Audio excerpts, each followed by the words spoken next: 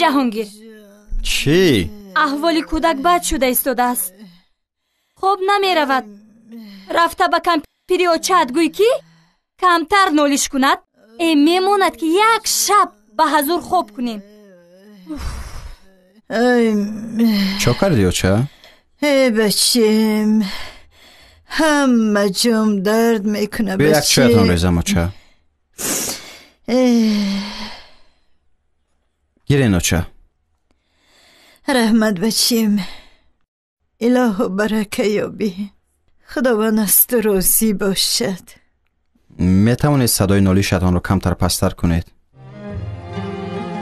من و کلینت باید پگو به کار رویم. صدای نالیش شما ما رو از خواب بیدار میکند. باز کلینتان در کارگاهش از بیخوابی اذیت نکشد؟ البته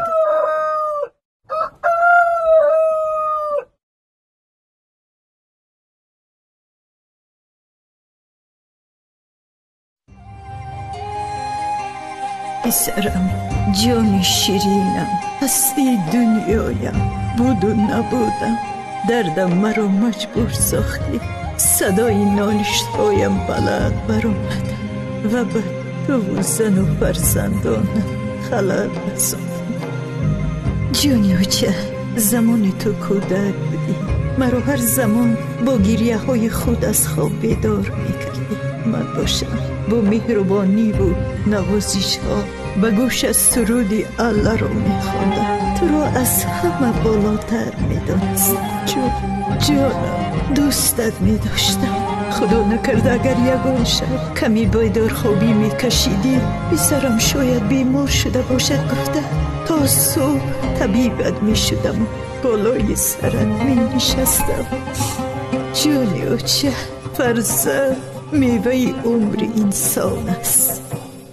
امشب از سبب پیریم بیمار شدم، تو را ناراحت کردم. یه خواهشی دیگر از خداوند دارم و بس. خدایا، همین شب جان مرا بگیر که دیگر با نالش هایم فرزند و کلینم را ناراحت نکنم. با دعای همیشه نیک، مادر.